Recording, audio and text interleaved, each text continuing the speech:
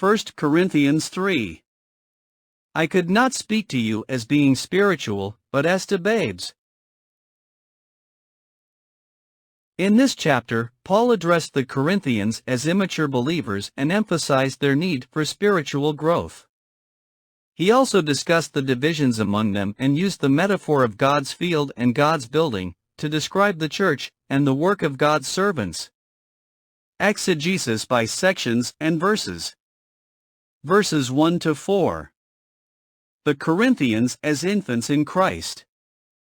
Paul started this chapter by characterizing the Corinthians as babes in Christ, who were not ready for solid spiritual food, but only for milk, a metaphor about basic teachings.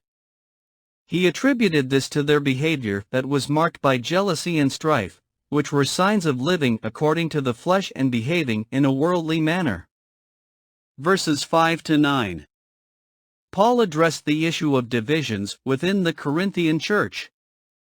Believers who were identifying themselves with different church leaders such as Paul or Apollos were causing these divisions.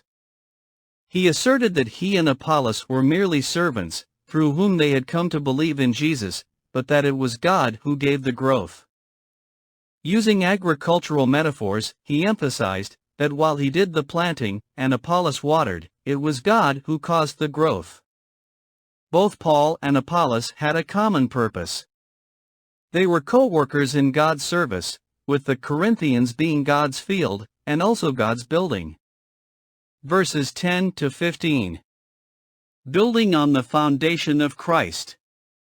Paul continued using the metaphor of the Corinthians as God's building.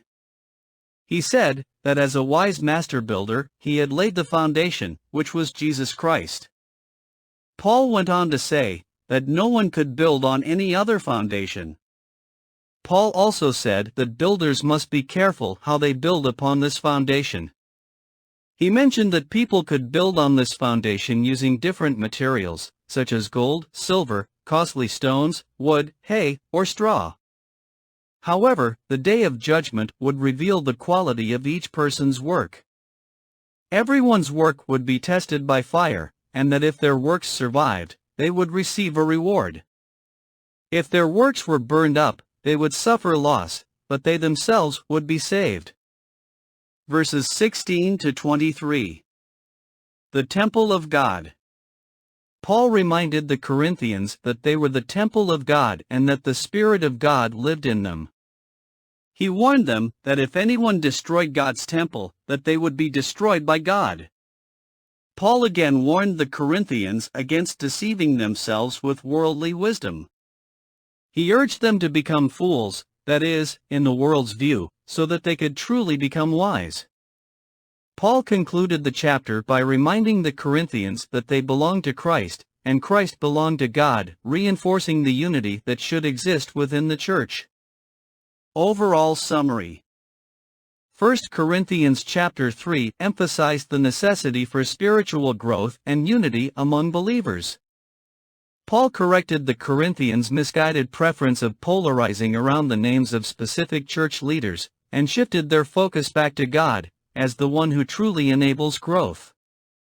He used the metaphor of a building to describe the church, reminding them of the importance of building their lives upon the firm foundation of Jesus Christ.